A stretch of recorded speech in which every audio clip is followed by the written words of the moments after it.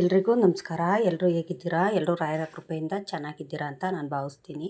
ರಾಯರು ನಿಮ್ಮೆಲ್ರಿಗೂ ಸುಖ, ಶಾಂತಿ, ನೆಮ್ಮದಿ, ಆಯುಸ್ಸು, ಆರೋಗ್ಯ, ಭಾಗ್ಯ ಕೊಟ್ಟು ಕಾಪಾಡಲಿ ಅಂತ ನಾನು ಕೇಳ್ಕೊತೀನಿ. ಇದು ನಿನ್ನೆ ವಿಡಿಯೋ, ಅಂದರೆ ನಿನ್ನೆ ಗುರುವಾರ ಪೂಜೆ ಮಾಡಿದಂಥ ವಿಡಿಯೋ. ನಿನ್ನೆ ವಿಡಿಯೋ ಹಾಕೋಕ್ಕಾಗಲಿಲ್ಲ, ಹಾಗಾಗಿ ಇವತ್ತು ವಿಡಿಯೋ ಹಾಕ್ತಾಯಿದ್ದೀನಿ.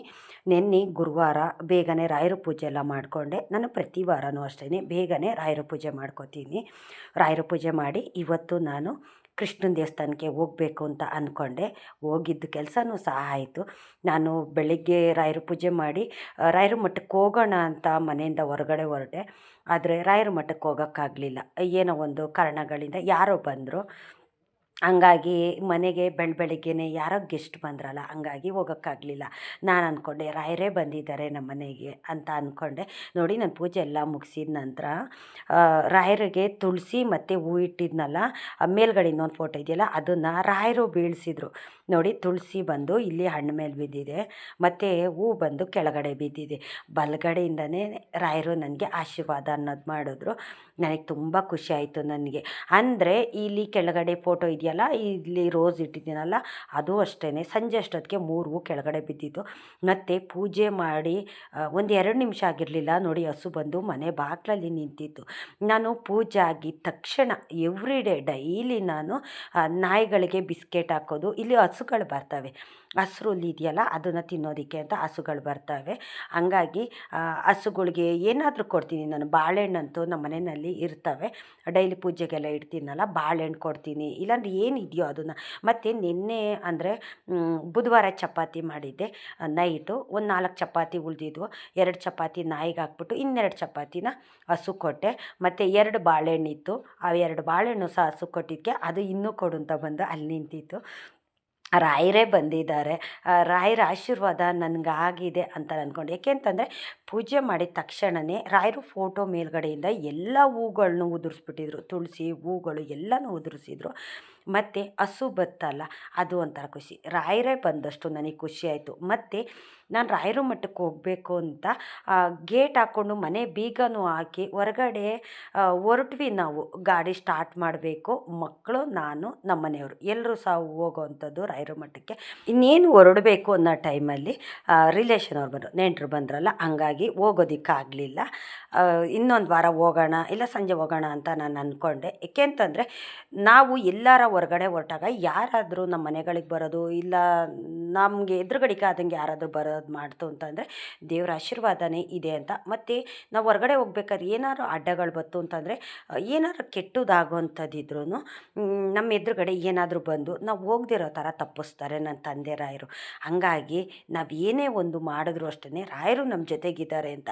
ಇವತ್ತು ನನಗೆಷ್ಟು ಖುಷಿ ಆಯಿತು ಅಂತಂದರೆ, ರಾಯರ ಮಠಕ್ಕೆ ಹೋಗೋಕ್ಕಾಗಲಿಲ್ವಲ್ಲ ಅನ್ನೋದು ಒಂದು ನನಗೆ ಬೇಜಾರು ಅನ್ನೋದಿತ್ತು. ಏಕೆ ಅಂತಂದರೆ ನಾನು ಪೂಜೆ ಮಾಡಿದ ತಕ್ಷಣವೇ ಫೋಟೋಯಿಂದ ರಾಯರು ಬಲಗಡೆಗಾದಂಗೆ ಎಲ್ಲ ಇಟ್ಟಿದ್ದು ಅಷ್ಟು ನನಗೆ ಪ್ರಸಾದದ ಮೂಲಕ ಕೊಟ್ಟರು. ಮತ್ತು ಹಸು ಬಂದು ಅದು ಸೀದಾ ಒಳಗಡೆನೇ ಬರೋದಕ್ಕೆ ಮಾಡ್ತಿತ್ತದು, ಆದರೂ ಬರಲಿಲ್ಲ. ಮತ್ತು ನಾವು ರಾಯರ ಮಠಕ್ಕೆ ಹೋಗಬೇಕು ಅನ್ಬೇಕಾದ್ರೆ ಯಾರೋ ನೆಂಟರು ಬಂದರು. ತುಂಬ ಶುಭ ಸೂಚನೆ ಅದು. ಏಕೆ ಅಂತಂದರೆ ನಾವೇನೇ ಒಂದು ಒಳ್ಳೆ ಕೆಲಸ ಮಾಡಬೇಕಂದ್ರು ಅಂತಂದ್ರೂ ಇದೇನಾದರೂ ಒಂದು ಶುಭ ಸೂಚನೆನ ಭಗವಂತ ನಮಗೆ ಕೊಡ್ತಾರೆ.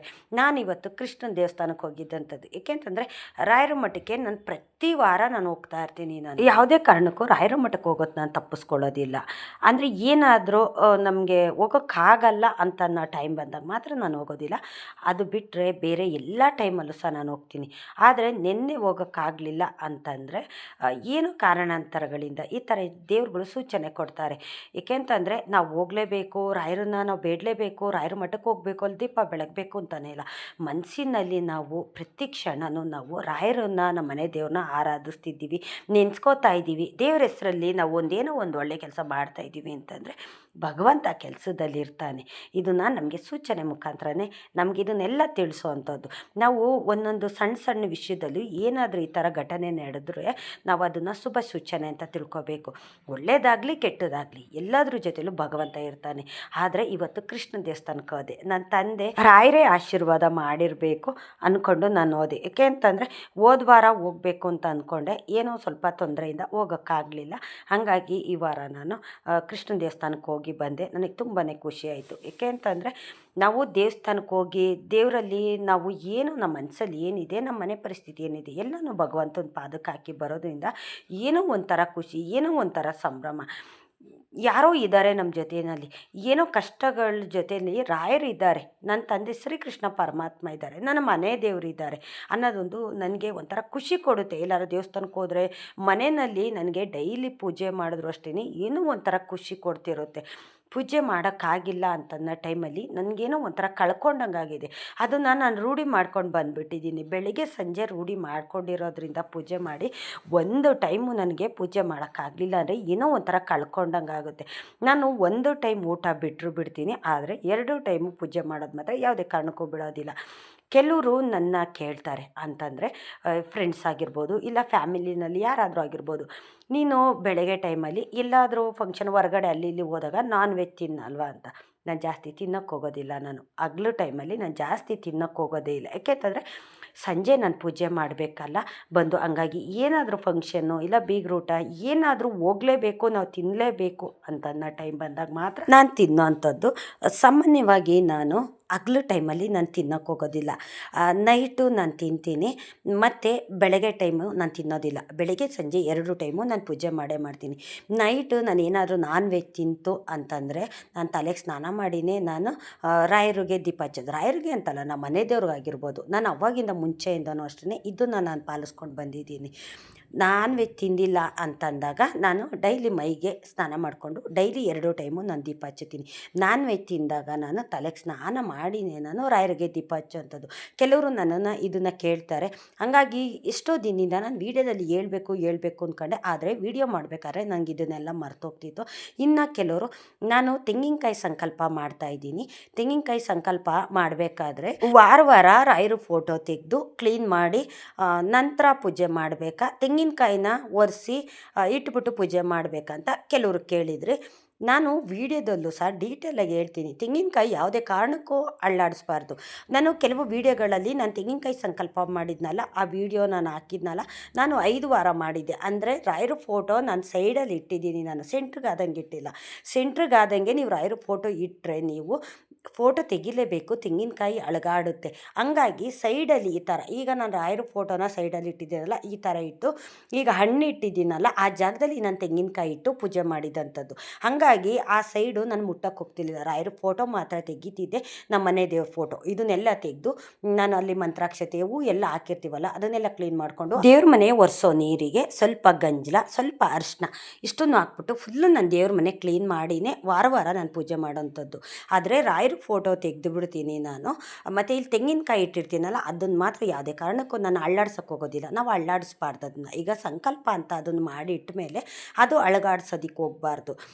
ಅದ್ರ ಮೇಲೆ ಮಂತ್ರಾಕ್ಷತೆ ಬಿದ್ದಿರಲಿ ಪರವಾಗಿಲ್ಲ, ಅದನ್ನೆಲ್ಲ ತೆಗಿಯೋದಕ್ಕೆ ಹೋಗ್ಬೇಡಿ. ಹೂ ಮಾತ್ರ ಮೇಲ್ಗಡೆ ಇಟ್ಟಿರ್ತೀರಲ್ಲ ತೆಂಗಿನಕಾಯಿ ಮೇಲೆ, ಹೂ ಮಾತ್ರ ತೆಗೆದುಬಿಡಿ. ಹೊಸ ಹೂ ಹಾಕಿ ಮಂತ್ರಾಕ್ಷತೆ ಹಾಕಿ ಪೂಜೆ ಮಾಡಿ.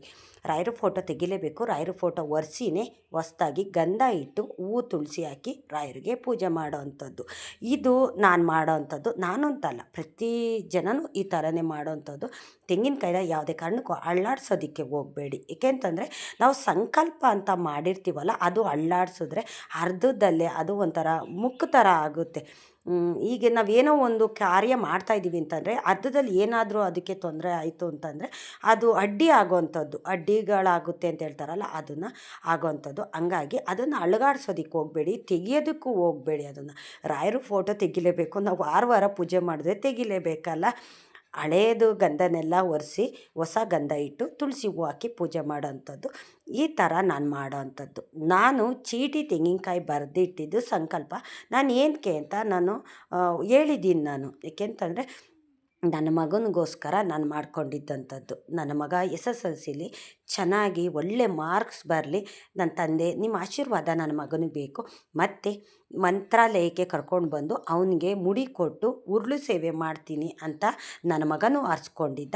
ನಾನು ಸಹ ಅದನ್ನು ಆರಿಸ್ಕೊಂಡು ನಾನು ತೆಂಗಿನಕಾಯಿ ಸಂಕಲ್ಪ ಮಾಡಿದ್ದಂಥದ್ದು. ಯುಗಾದಿ ಹಬ್ಬದ ದಿವಸ ನಾನು ಸ್ಟಾರ್ಟ್ ಮಾಡಿಕೊಂಡೆ. ಹಂಗಾಗಿ ಅದನ್ನು ನನ್ನ ತಂದೆ ರಾಯರು ಈಡೇರಿಸ್ಕೊಟ್ರು ನನಗೆ. ಅಂದರೆ ಚೀಟಿ ಬರೆದಿಟ್ಬಿಟ್ಟು ತೆಂಗಿನಕಾಯಿ ಸಂಕಲ್ಪ ಮಾಡಿದ್ದು ಅದನ್ನು ನನಗೆ ಈಡೇರಿಸ್ಕೊಟ್ರು ನನ್ನ ತಂದೆ. ಮತ್ತು ಅವ್ರು ಕೊಟ್ಟ ಮೇಲೆ ನಾವು ಕೊಡಲೇಬೇಕಲ್ವ. ನಾವು ಏನೇನು ಕೊಡೋಕ್ಕಾಗೋದಿಲ್ಲ ರಾಯರಿಗೆ. ನಮ್ಮ ಶಕ್ತಿ ಮೀರಿ ನಾವು ಒಂದು ಶ್ರಮ ಅನ್ನೋದು ಕೊಡ್ಬೋದು ಅಷ್ಟೇ. ಒಂದು ಹೆಜ್ಜೆ ನಮಸ್ಕಾರ, ಉರುಳು ಸೇವೆ, ಮತ್ತು ಅಲ್ಲಿ ಗಂಡು ಮಕ್ಕಳಿಗೆ ಮುಡಿನೆಲ್ಲ ತೆಗಿತಿದ್ರಲ್ಲ, ಹಂಗಾಗಿ ನಾನು ಹೋದಾಗೆಲ್ಲ ನೋಡ್ಕೊಂಡು ಬಂದಿದ್ದೆ. ಹಂಗಾಗಿ ನನ್ನ ಮಗನಿಗೆ ಮುಡಿ ತೆಗೆಸ್ತೀನಿ ಭಗವಂತ, ಉರುಳು ಸೇವೆ ಮಾಡಿಸ್ತೀನಿ ಅಂತಂದ್ಬಿಟ್ಟು ನಾನು ಅರ್ಸ್ಕೊಂಡಿದ್ದೆ. ಅದನ್ನು ನನ್ನ ತಂದೆ ರಾಯರು ಈಡೇರಿಸ್ಕೊಟ್ಟಿದ್ರು ನನಗೆ ತುಂಬ ಖುಷಿ ಆಯಿತು. ಅದಕ್ಕೋಸ್ಕರನೇ ನಾನು ನಿಮಗೆ ಹೇಳೋವಂಥದ್ದು, ನಾವು ದೇವ್ರಿಗೆ ಸಂಕಲ್ಪ ಅಂತಂದರೆ ಸುಮ್ಮನೆ ನಾವು ಮಾಡೋವಂಥದ್ದಲ್ಲ. ನಾವು ಏನೇ ಒಂದು ಬೇಡಿಕೆನ ಭಗವಂತನ ಪಾದಕ್ಕೆ ಇಟ್ಟರೂ ಅದನ್ನು ಈಡೇರಿಸ್ತಾರೆ ಅವರು. ನಾವು ನಮ್ಮ ಕೆಲಸ ಆಗಲಿ ಅಂತ ನಾವು ಮಾಡ್ತೀವೋ, ಇಲ್ಲ ಏನೋ ಒಂಥರ ಯಾರೋ ಮಾಡ್ತಿದ್ದಾರೆ ಅಂತನೋ ನಾವು ಮಾಡೋದ್ರಿಂದನೂ ಅಷ್ಟೇ, ರಾಯರು ನಾವೇನೋ ಒಂದು ಸೇವೆನ ನಾವು ಶ್ರದ್ಧೆ ಭಕ್ತಿಯಿಂದ ಮಾಡ್ತಿರ್ತೀವಲ್ಲ, ಆ ಸೇವೆಗೆ ಒಂದು ಅನುಗ್ರಹ ಅಂತ ಮಾಡೇ ಮಾಡ್ತಾರೆ. ಏಕೆ ಅಂತಂದರೆ ನಾವು ಒಳ್ಳೇದು ಮಾಡ್ತಿದ್ದೀವ ಕೆಟ್ಟದ್ದು ಮಾಡ್ತಿದ್ದೀವ ಇದೆಲ್ಲನೂ ಭಗವಂತನ ಪಾದದಲ್ಲಿ ಇರುತ್ತೆ, ಭಗವಂತನ ಜೊತೇಲಿ ಇರುತ್ತೆ. ಅವರು ನೋಡ್ತಾರೆ ರಾಯರು, ನಿಮ್ಮ ಮನಸ್ಸಿನಲ್ಲಿ ಎಷ್ಟು ನೀನು ದೇವ್ರನ್ನ ಬೇಡ್ತೀಯ, ಎಷ್ಟು ನೀನು ಒಂಥರ ಕೆಟ್ಟ ರೀತಿಯಲ್ಲಿ ವರ್ತನೆ ಮಾಡ್ತೀಯ, ಇದನ್ನೆಲ್ಲನೂ ಸಹ ಭಗವಂತ ದಿನನಿತ್ಯದಲ್ಲಿ ನಮ್ಗೆ ಇದನ್ನೆಲ್ಲ ನೋಡೋ ಅಂಥದ್ದು. ನಾವು ಒಳ್ಳೇದು ಮಾಡಿದ್ದೀವಿ ಅಂತಂದರೆ ಮತ್ತು ನಾವು ಮಾಡೋ ಪೂಜೆಯೂ ಅಷ್ಟೇ ಒಳ್ಳೇದಾಗೇ ಇರುತ್ತಲ್ಲ. ನಮ್ಮ ಯೋಚನೆಗಳು ಒಳ್ಳೇದಾಗಿದೆ ಅಂತಂದರೆ ಭಗವಂತನಿಗೂ ಅದು ಇಷ್ಟ ಆಗುತ್ತಲ್ಲ, ಹಂಗಾಗಿ ಬೇಗ ಅನುಗ್ರಹ ಮಾಡೇ ಮಾಡ್ತಾರೆ. ಸುಮಾರು ಜನಕ್ಕೆ ಇದು ಅನುಗ್ರಹ ಮಾಡಿದ್ದಾರೆ, ಮಾಡ್ತಾನೂ ಇದ್ದಾರೆ. ನಿಮಗೆ ಮಾಡಲ್ವಾ? ಖಂಡಿತ ಮಾಡೇ ಮಾಡ್ತಾರೆ. ಆದರೆ ತೆಂಗಿನಕಾಯಿನ ಯಾವುದೇ ಕಾರಣಕ್ಕೂ ಅಳ್ಳಾಡ್ಸೋದಕ್ಕೆ ಹೋಗಬೇಡಿ. ಫೋಟೋ ತೆಗಿಲೇಬೇಕು, ಒರೆಸ್ಲೇಬೇಕು, ಹೊಸ ಗಂಧ ಇಟ್ಟು ಹೂವು ತುಳಸಿ ಹಾಕಿ ಪೂಜೆ ಮಾಡಿ, ಅದರಲ್ಲಿ ಏನು ದೋಷ ಅನ್ನೋದಿಲ್ಲ. ಮತ್ತು ಇನ್ನು ಕೆಲವರು ನನ್ನ ಕೇಳ್ತಾರೆ, ನೀವು ಡೈಲಿ ತಲೆಗೆ ಸ್ನಾನ ಮಾಡ್ತೀರಾ, ಡೈಲಿ ಪೂಜೆ ಮಾಡ್ತೀನಿ ಅಂತ ಹೇಳ್ತೀರಲ್ಲ ಅಂತ ಕೇಳ್ತಾರೆ. ನಾನು ಹೇಳಿದ್ನಲ್ಲ, ನಾನ್ ವೆಜ್ಜು ತಿಂದರೆ ಮಾತ್ರ ನಾನು ಡೈಲಿ ಸ್ನಾನ ಮಾಡಿನೇ ನಾನು ದೇವ್ರ ಮನೆಗೆ ಹೋಗೋ ಅಂಥದ್ದು. ನಾನ್ ವೆಜ್ಜು ತಿಂದಿಲ್ಲ, ಏನು ಅಂಟು ಮುಂಟು ಆಗಿಲ್ಲ ಅಂತಂದಾಗ ನಾನು ಮೈಗೆ ಸ್ನಾನ ಮಾಡಿ ನಾನು ಎವ್ರಿ ಡೇ ಅಂದರೆ ಬೆಳಗ್ಗೆ ಸಂಜೆ 2 ಟೈಮು ದೀಪ ಹಂಚೋದು. ಏನಾದ್ರು ಸ್ವಲ್ಪ ಅಂಟು ಮುಂಟು ಆದಾಗ, ಈ ಥರ ಏನಾದರೂ ಹೆಣ್ಮಕ್ಳಲ್ಲಿ ಪ್ರಾಬ್ಲಮ್ಮು, ಮತ್ತು ನಾನ್ ವೆಜ್ ತಿನ್ನೋದು, ಹೊರಗಡೆ ಯಾರನ್ನಾದ್ರೂ ಮುಡ್ಸ್ಕೊಂಡು ಬಿಡ್ತೀವಿ, ಗೊತ್ತಿದ್ದು ನಾವು ಮುಡ್ಸ್ಕೊಂಡ್ಬಿಡ್ತೀವಲ್ಲ, ಆವಾಗ ನಾನು ದೇವ್ರ ಮನೆಗೆ ಹೋಗೋದಿಲ್ಲ, ಪೂಜೆ ಮಾಡೋದಿಲ್ಲ. ಆವಾಗ ಸ್ನಾನ ಮಾಡಿನೇ ನಾನು ದೇವ್ರ ಮನೆಗೆ ಹೋಗಿ ಪೂಜೆ ಮಾಡೋಂಥದ್ದು. ಈಗ ನಾವು ಹೊರಗಡೆ ಕೆಲ್ಸಕ್ಕೆ ಹೋಗ್ತೀನಿ, ಅಲ್ಲಿ ಯಾರ್ಯಾರೋ ಅಂಟು ಮುಂಟು ಆಗಿರ್ತಾರೆ ಅನ್ನೋದು ನಮಗೆ ಗೊತ್ತಾಗೋದಿಲ್ಲ. ಅವ್ರು ಹೇಳ್ತಾರೆ, ಈಗ ಒಬ್ರಿಗೊಬ್ರಿಗೆ ಟಚ್ ಆಗೇ ಆಗುತ್ತೆ. ಒಂದು ಕೆಲಸ ಮಾಡಬೇಕಾದ್ರೆ, ಈಗ ಓಡಾಡಬೇಕಾದ್ರೆ, ಕೂತ್ಕೊಂಡು ಕೆಲಸ ಮಾಡಬೇಕಾದ್ರೆ ಟಚ್ ಆಗೇ ಆಗುತ್ತೆ. ಈಗ ಅವ್ರ ನೆರಳು ನಮ್ಮ ಮೇಲೆ ಬೀಳುತ್ತೆ. ನಾವು ಹೋಗ್ಬಿಟ್ಟು ಕೈಕಾಲು ಮುಖ ತೊಳ್ಕೊಂಡು ರಾಯರಿಗೆ ದೀಪ ಹಚ್ತೀವಿ. ನಾವು ಗೊತ್ತಿಲ್ದಿರ ಹಚ್ತೀವಿ, ನಾವು ಏನು ತಪ್ಪಾಗೋದಿಲ್ಲ. ಆದರೆ ಈಗ ಯಾರಾದರೂ ಹೇಳ್ತಾರಲ್ವ, ಈ ಥರ ನಾನು ಅಂಟು ಮುಂಟಾಗಿದ್ದೀನಿ, ಈ ಥರ ಅಂತ ಪ್ರಾಬ್ಲಮ್ ಈಗ ಹೆಣ್ಮಕ್ಳ ಹತ್ರ ಹೇಳ್ಕೊತಾರಲ್ಲ, ಆ ಥರ ನನಗೆ ಗೊತ್ತಾದಾಗ ಆವಾಗ ನಾನು ಪೂಜೆ ಮಾಡೋಕ್ಕೆ ಹೋಗೋದಿಲ್ಲ. ನಾನು ತಿರ್ಗಾ ಸಂಜೆ ಬಂದು ಇಲ್ಲ ಸ್ನಾನ ಮಾಡಿ ಪೂಜೆ ಮಾಡ್ತೀನಿ, ಇಲ್ಲಾಂದರೆ ನಾನು ಮಾಡೋಕ್ಕೆ ಹೋಗೋದಿಲ್ಲ. ಮನೆಯಲ್ಲಿ ಮಕ್ಳಿಗೆ ಹೇಳ್ತೀನಿ ನೀವೇ ಮಾಡಿ ಅಂತ. ಆವಾಗ ನಾನು ಗಂಜಲ ಹಾಕ್ಕೊಂಡು ಕೈಕಾಲು ಮುಖ ತೊಳ್ಕೊಂಡು ನಾನು ಒಳಗಡೆ ಬರೋ ಅಂಥದ್ದು. ಈ ಥರ ನಾವು ಗೊತ್ತಿಲ್ದಿರ ಏನೇ ತಪ್ಪು ಮಾಡಿದ್ರು ಭಗವಂತನಿಗೆ ಗೊತ್ತಿರುತ್ತೆ, ಇವು ಗೊತ್ತಿಲ್ಲದೆ ಮಾಡಿದ್ದಾರೆ ಅಂತ ಅಂದ್ಬಿಟ್ಟು ಎಲ್ಲವನ್ನೂ ಅಷ್ಟೇ ನಮ್ಮ ಕಷ್ಟನೆಲ್ಲ ದೂರ ಮಾಡ್ತಾರೆ. ಆದರೆ ಗೊತ್ತಿದ್ದು ನಾವು ತಪ್ಪು ಮಾಡ್ತೀವಲ್ಲ, ಆ ಗೊತ್ತಿದ್ದು ತಪ್ಪು ಮಾಡೋದಕ್ಕೆ ಕ್ಷಮೆ ಅನ್ನೋದು ಇರೋದಿಲ್ಲ. ಹಂಗಾಗಿ ಗೊತ್ತಿದ್ದು ತಪ್ಪನ್ನ ನಾವು ಮಾಡೋದಕ್ಕೆ ಹೋಗ್ಬಾರ್ದು. ಗೊತ್ತಿಲ್ಲದೆ ಇರೋದನ್ನು ಭಗವಂತ ಎಲ್ಲ ನಿಮ್ಮ ಪಾದಕ್ಕೆ ಹಾಕ್ಕೊಳ್ಳಿ, ನನಗೆ ಗೊತ್ತಿಲ್ದೇನೋ ಏನಾದರೂ ತಪ್ಪು ನನ್ನಿಂದ ನಡೆದಿದ್ರೆ ಅದನ್ನೆಲ್ಲ ಕ್ಷಮಿಸಿ ತಂದೆ ಅಂತ ನಾವು ಕೇಳ್ಕೊಂಡ್ರೆ ಖಂಡಿತ ಅವರು ಯಾರು ಅಷ್ಟೇ ದೇವ್ರುಗಳು ನಮಗೆ ಶಿಕ್ಷೆ ಕೊಡೋ ಅಂಥದ್ದಿಲ್ಲ, ನಮಗೆ ಒಳ್ಳೇದು ಮಾಡೇ ಮಾಡ್ತಾರೆ.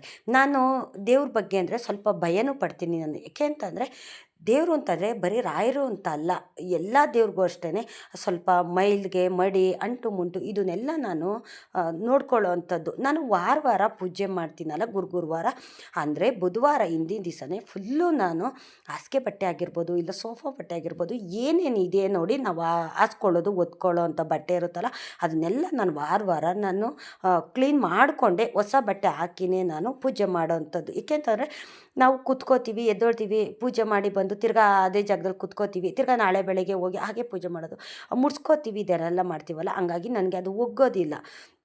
ಕೆಲವರು ಕೇಳ್ತಾರೆ, ಏನಕ್ಕೆ ಇದನ್ನೆಲ್ಲ ವಾರ ನೀನು ಒಗೀತೀಯ ಅಂತ.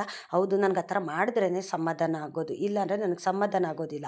ನಾನೀಗ ರಾಯರ ಪೂಜೆ ಮಾಡ್ತಾಯಿದ್ದೀನಿ ಅಂತ ಅಲ್ಲ, ನಾನು ಹಿಂದೆನೂ ಅಷ್ಟೇ ನಮ್ಮ ಮನೆ ದೇವ್ರ ಪೂಜೆ ಮಾಡಬೇಕಾದ್ರೂ ಅಷ್ಟೇ ವಾರ ಅಂದರೆ ಶನಿವಾರ ನಮ್ಮ ಮನೆ ದೇವ್ರ ವಾರ ಇತ್ತಲ್ಲ, ಹಂಗಾಗಿ ನಾನು ಹಿಂದಿನ ದಿವಸ ಹಿಂದಿನ ದಿವಸ ಎಲ್ಲ ಕ್ಲೀನ್ ಮಾಡಿಕೊಂಡೆ. ನಾನು ವಾರ ಇದನ್ನೆಲ್ಲ ಮಡಿ ಬಟ್ಟೆ ಹಾಕ್ಕೊಂಡೆ ನಾನು ಪೂಜೆ ಮಾಡೋ ಅಂಥದ್ದು. ನಾವು ಜನಕ್ಕೆ ಹೆದ್ರುಕೊಂಡಿಲ್ಲ ಅಂದ್ರೂ ಪರವಾಗಿಲ್ಲ, ದೇವ್ರುಗಳ್ಗೆ ಹೆದ್ರುಕೋಬೇಕು. ದೇವ್ರಿಗೆ ಯಾವುದು ಸರಿ ಮಾಡಿದ್ರೆ, ಯಾವುದು ಒಳ್ಳೇದು ಮಾಡಿದ್ರೆ ಒಳ್ಳೇದಾಗುತ್ತೆ, ಯಾವುದು ನಾವು ಕೆಟ್ಟದ್ದು ಮಾಡಿದ್ರೆ ಕೆಟ್ಟದ್ದಾಗುತ್ತೆ ಅಂತ ನಮ್ಗೆ ಗೊತ್ತಿರುತ್ತಲ್ಲ, ಅದನ್ನು ನಾವು ಮಾಡ್ತಾ ಹೋಗಬೇಕು. ನಾವು ಎಷ್ಟು ಶ್ರದ್ಧೆ ಭಕ್ತಿ ಮಡಿ ಮೈಲ್ಗೆ ಇದನ್ನೆಲ್ಲ ನಾವು ನೋಡ್ಕೋತೀವೋ ಖಂಡಿತ ನಮ್ಮ ಜೊತೆ ಇರ್ತಾರೆ. ಇದನ್ನೆಲ್ಲ ಮಾಡಿಬಿಟ್ಟು ನಮ್ಮ ಮನಸ್ಸು ಸರಿ ಇಟ್ಕೊಂಡಿಲ್ಲ ಅಂತಂದರೆ ಯಾವ ದೇವ್ರುಗಳು ಅಷ್ಟೇ ಒಳ್ಳೇದು ಮಾಡೋದಿಲ್ಲ. ಫಸ್ಟ್ದಾಗಿ ಮನಸ್ಸು ಶುದ್ಧಿಯಾಗಿರಬೇಕು. ಮನೆ ಶುದ್ಧಿ ಮಾಡ್ಕೊಳ್ಳೋದಕ್ಕೂ ಮುಂಚೆ ನಮ್ಮ ಮನಸ್ಸು ಶುದ್ಧಿಯಾಗಿರಬೇಕು, ಮನಸ್ಸು ಕ್ಲೀನ್ ಇರಬೇಕು. ಯಾವುದೇ ಒಂಥರ ಕೊಳಕು ಮನಸ್ಸಿಟ್ಕೊಂಡು ನಾವು ಪೂಜೆ ಮಾಡ್ತು ಅಂತಂದರೆ ಯಾವ ದೇವ್ರುಗಳು ಅನುಗ್ರಹ ಮಾಡೋದಿಲ್ಲ. ನಾವು ಎಷ್ಟೇ ಪೂಜೆ ಮಾಡಿದ್ರೂ ಒಂಥರ ಕಲ್ಲಿಗೆ ಪೂಜೆ ಮಾಡಿದಾಗೆ ಏನೂ ಪ್ರಯೋಜನ ಆಗೋದಿಲ್ಲ. ಹಂಗಾಗಿ ನಾವು ಒಳ್ಳೆ ಮನಸ್ಸಿನಿಂದ ನಾವು ಹೇಗೆ ಪೂಜೆ ಮಾಡಿದ್ರು ಅದನ್ನೆಲ್ಲ ಸ್ವೀಕರಿಸ್ತಾನೆ. ಹಾಗನ್ಬಿಟ್ಟು ನನಗೆ ಅದು ಅಲ್ಲಲ್ಲೇ ಬಿಟ್ಬಿಟ್ಟು ಮಾಡೋಕ್ಕೆ ನನಗೆ ಮನಸ್ಸು ಬರೋದಿಲ್ಲ. ಮಾಡ್ತೀವಿ, ನನಗೆ ನೀಟಾಗಿ ಮಾಡಬೇಕು ಅನ್ನೋದು. ಇನ್ನು ಕೆಲವೊಬ್ಬರು ಕೇಳ್ತಾರೆ, ನೀನು ಕೆಲ್ಸಕ್ಕೆ ಹೋಗಿ ಹೇಗಿದೆನೆಲ್ಲ ಮಾಡ್ತೀಯ, ನೀನು ಇಷ್ಟು ಕೆಲಸನ ಹೇಗೆ ಮಾಡಿಬಿಟ್ಟು ನೀನು ಕೆಲ್ಸಕ್ಕೆ ಹೋಗ್ತೀಯ ಅಂತ ಕೇಳ್ತಾರೆ. ನನಗೆ ಶಕ್ತಿನ ಭಗವಂತ ಕೊಟ್ಟಿದ್ದಾನೆ, ನನ್ನ ತಂದೆ ರಾಯರು ಕೊಟ್ಟಿದ್ದಾರೆ. ರಾಯರಿಗೆ ಅಂತ ನಾವು ಏನಾದರೂ ಒಂದು ಮಾಡ್ತಾಯಿದ್ದೀವಿ ನಮ್ಮ ಮನೆಗಳಲ್ಲಿ ಅಂತಂದಮೇಲೆ ರಾಯರು ನಮಗೆ ಶಕ್ತಿ ಕೊಡೋದಿಲ್ವ? ನನ್ನ ಜೊತೆ ರಾಯರು ಇದ್ದಾರೆ. ನಾನು ಏನೇ ಮಾಡಬೇಕಾದ್ರೂ ಕೆಲಸನ ಆ ಕೆಲಸದ ಜೊತೆಲಿ ರಾಯರು ಇರ್ತಾರೆ, ನನ್ನ ಜೊತೆ ಭಗವಂತ ಇದ್ದಾರೆ. ನಾನು ಕಷ್ಟ ಅಂತ ಅಂದ್ಕೊಂಡಿದ್ದ ಕೆಲಸನೂ ರಾಯರು ಹೂ ಎತ್ತಷ್ಟು ಸುಲಭ ಮಾಡಿಕೊಟ್ಟಿದ್ದಾರೆ. ರಾಯರೇ, ಈ ಕೆಲಸ ನನ್ನ ಕಣ್ಮುಂದೆ ಇಷ್ಟೊಂದಿದೆ, ಇದನ್ನು ಯಾವಾಗಪ್ಪ ಮುಗಿಸೋದು ಅಂತಂದರೆ ಸಾಕು, ಆ ಕೆಲಸ ಎಷ್ಟು ಬೇಗ ಅಲ್ಲಿ ಕೆಲಸ ಅರಿಯುತ್ತೆ ಅಂತಂದರೆ ನನಗೆ ನೆನೆಸ್ಕೊಳ್ಳೋದಕ್ಕೂ ಆಗೋದಿಲ್ಲ. ನನ್ನ ತಂದೆ ರಾಯರು ಇದ್ದೀರಾ ನೀವು ನನ್ನ ಜೊತೆಯಲ್ಲಿ, ಆಗೋದೇ ಇಲ್ಲ ಅನ್ನೋ ಕೆಲಸನೂ ನೀವು ಮಾಡಿಕೊಡ್ತೀರಲ್ಲ ಭಗವಂತ, ನೀವಿದ್ದೀರಾ ಅನ್ನೋ ನಂಬಿಕೆಯಲ್ಲಿ ನಾನು ಇರೋ ಅಂಥದ್ದು. ಏಕೆ ಅಂತಂದರೆ ರಾಯರೇ ನನ್ನ ಜೀವ, ನನ್ನ ಉಸಿರು, ನನ್ನ ಸರ್ವಸ್ವ. ನನ್ನ ಮನೆ ದೇವರು ನನ್ನ ತಂದೆ ರಾಯರು ಶ್ರೀಕೃಷ್ಣ ಪರಮಾತ್ಮ. ದೇವರ ಆಶೀರ್ವಾದ ನಮ್ಮ ಜೊತೆಗಿದೆ ಅಂತಂದರೆ ಮತ್ತು ನಾವೇನಕ್ಕೆ ಹೆದರ್ಕೋಬೇಕು? ನಮ್ಮ ಕೈಲಿ ಆಗೋದೇ ಇಲ್ಲ ಅನ್ನೋ ಕೆಲಸನೂ ಸಹ ಭಗವಂತ ಮಾಡಿಕೊಡ್ತಾನೆ. ಇಷ್ಟನ್ನು ನಾವು ನಂಬಿ ರಾಯರ ಮೇಲೆ ನಂಬಿಕೆ ಇಡಬೇಕು. ರಾಯರು ಒಳ್ಳೇದು ಮಾಡೋ ತನಕ ನಾವು ಕಾಯಬೇಕು. ಆ ಥರ ಪಡೋದಕ್ಕೆ ಹೋಗಬಾರ್ದು, ನಾವು ದುಡ್ಕೋದಿಕ್ಕೂ ಹೋಗಬಾರ್ದು. ರಾಯರು ಸಂಕಲ್ಪ ಮಾಡಿದ್ದೀವಿ ಅಂತಂದರೆ ಬೇಗನೆ ಈಡೇರಿಸ್ಕೊಡ್ತಾರೆ. ನಿಮ್ಮ ಕೋರಿಕೆನೂ ಆದಷ್ಟು ಬೇಗ ಈಡೇರಿಸಲಿ ಅಂತ ನಾನು ಕೇಳ್ಕೊತೀನಿ. ಇಷ್ಟೊತ್ತು ನನ್ನ ವಿಡಿಯೋ ನೋಡಿದ್ದಕ್ಕಾಗಿ ತುಂಬ ಹೃದಯದ ಧನ್ಯವಾದಗಳು. ರಾಯರು ನಿಮ್ಮೆಲ್ರಿಗೂ ಸುಖ ಶಾಂತಿ ನೆಮ್ಮದಿ ಆಯುಸ್ಸು ಆರೋಗ್ಯ ಭಾಗ್ಯ ಕೊಟ್ಟು ಕಾಪಾಡಲಿ ಅಂತ ನಾನು ಕೇಳ್ಕೊತೀನಿ.